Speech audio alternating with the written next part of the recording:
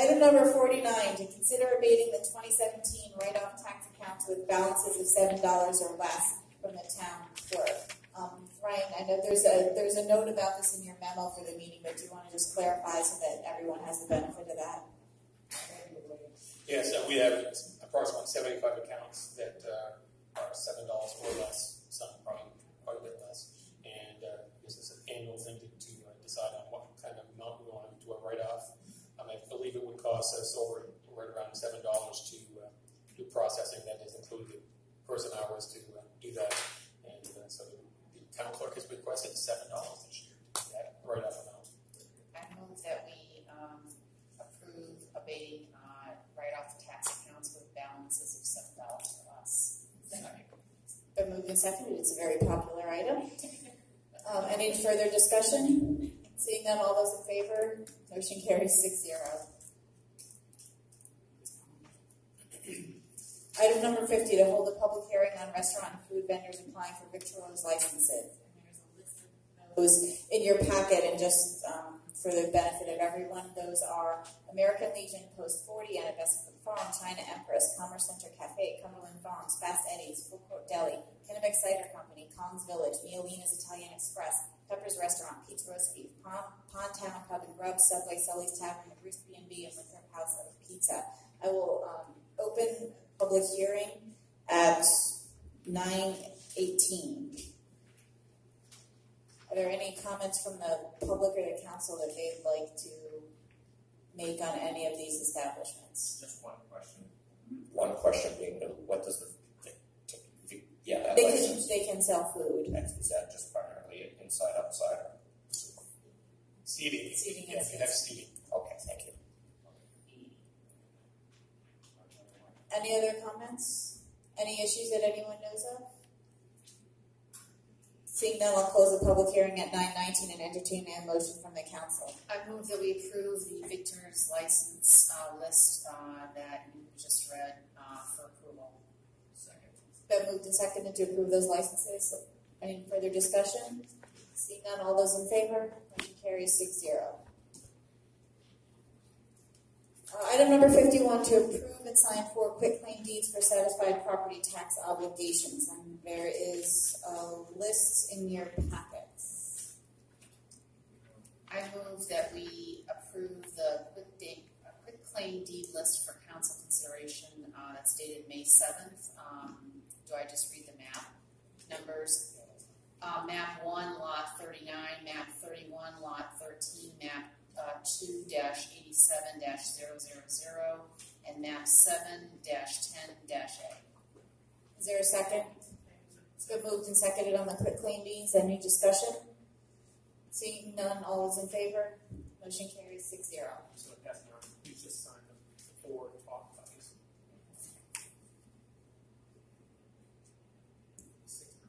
Yes.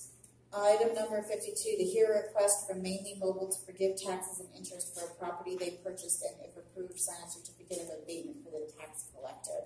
Ryan, you want to clarify? Yeah, this group purchased a mobile home back in January of 2017. The previous owner passed away. It got passed on to the heirs. Sometime in March of 2017, they did forward us a bill of sale. It did not get entered in our systems, so we would agree with their assessment that they should be assessed the back taxes for 2015-2016. What's the council's pleasure on that? I move that we abate the 2015-2016 property taxes and interest for Maine Municipal on property at map 2, lot 50-6, in the amount of, how much is that? $385.86. Is there a second? Second. It's been moved and seconded to do that abatement. Any further discussion? Seeing none, all those in favor? Motion carries 6-0. Thank you. Item number 54, to review the request for nominations for the Maine Municipal Legislative Policy Committee. Brian, do you want to speak to that? So, yeah.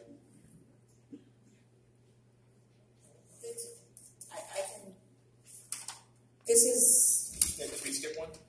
Did I say?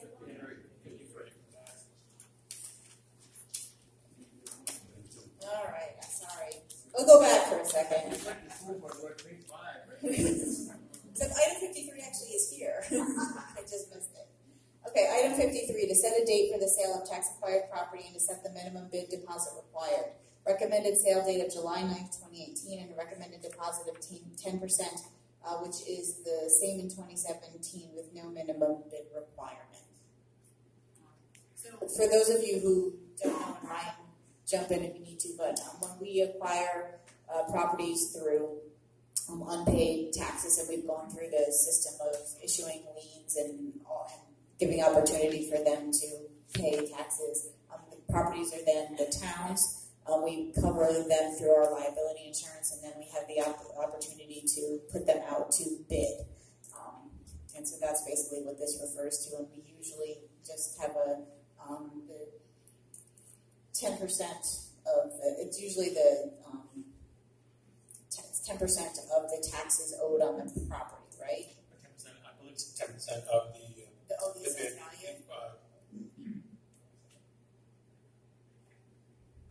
My understanding is 10% of whatever the bid is, but I'm not sure about that. Oh, the deposit is 10% of their bid. Right. And usually, most people have recommended that their bids are usually the amount of the taxes owed, but that varies depending on the property.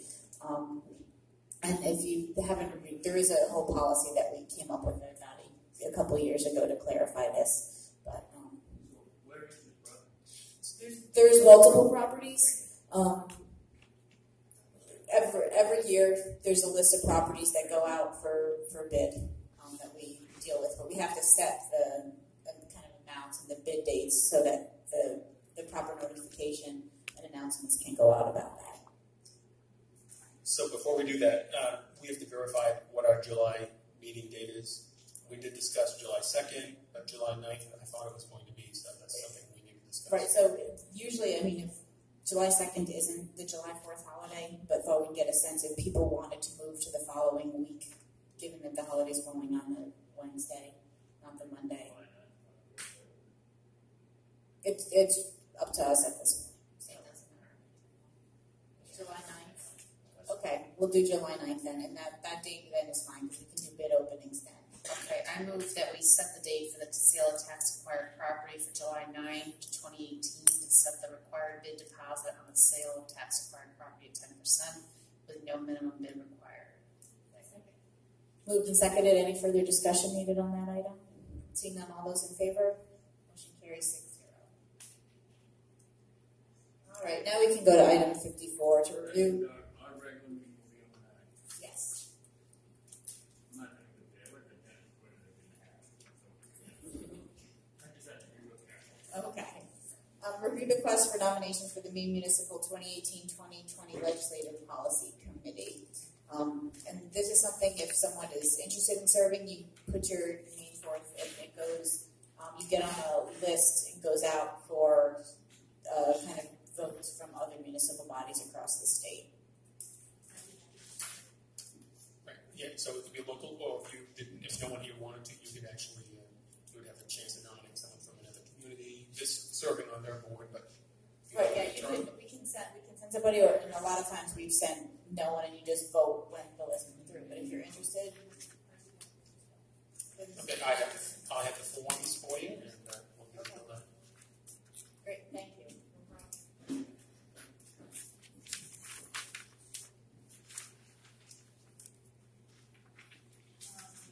Item 55 was to hear an update from the council's marijuana committee. I know Priscilla's the chair, but Rita, do you want to speak to that? Thanks. Yeah, being on the committee, we felt that we couldn't move forward with any thing on the municipal level unless we knew what was actually going to be happening at the state level and now at the federal level, because the Congress is considering rescheduling marijuana and not making it the same schedule as higher drug, heroin.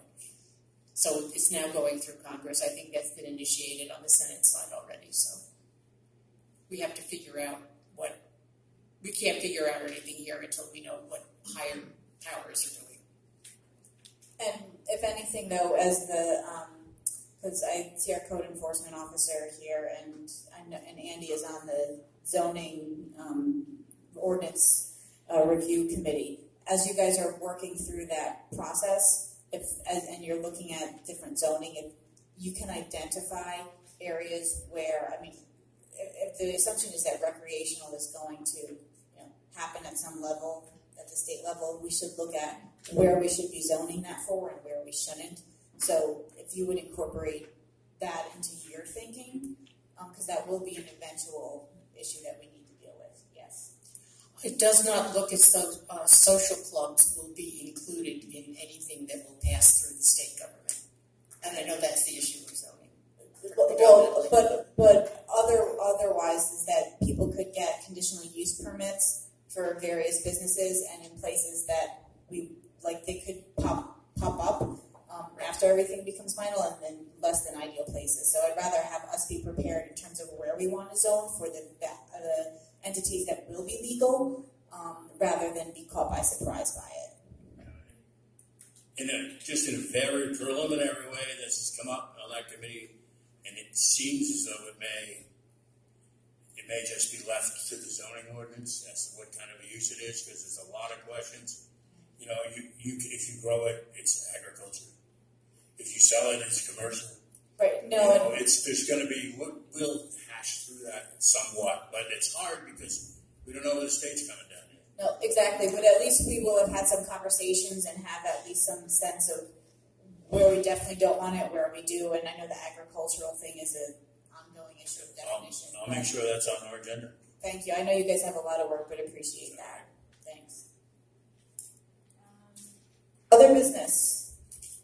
I don't know if you still want to say anything about the library. I think you covered off on it earlier. But we hit on that a little early. The only thing I would say probably out loud is that the last meeting I was present for, I kind of jumped on the library pretty hard about a flat budget, and I got a phone call, and they took me to school at the library, and I'm now in favor of the library budget.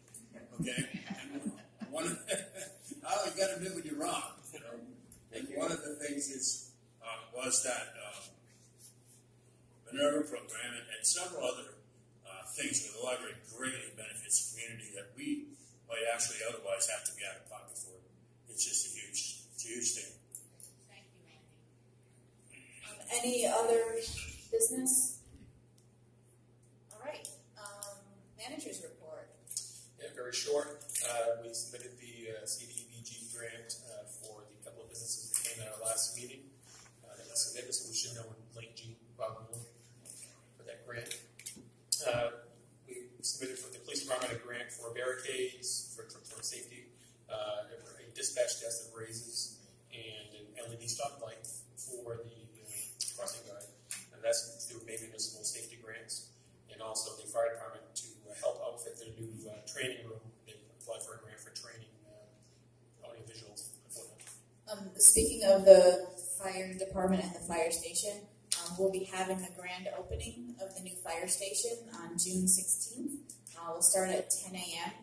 We're going to have a procession of the fire apparatus from the old station up to the new station. We'll have some ceremonies and invite the public there for open house for a few hours, and then by that afternoon, the fire station will be operational. So mark your calendars. It should be great day and a wonderful milestone. So, Carl. I was down to the post office today. I asked them, when are we going to get a new post office? And they surprised me. They said they hope to start next month. Yes. And hope to have it by Christmas. Will that be with a green roof? There's going to be some meetings, and I think Mark is clued into having town representation at some of those planning meetings. And I think one of the early things is the roof color, though I'd much rather, that's important, but a sprinkler system and HVAC servicing would also be awesome. Anything else? Seeing none, I'll entertain a motion to adjourn, and we will see you all Monday at 6. Second? Second. Thanks, everybody. Have a good night.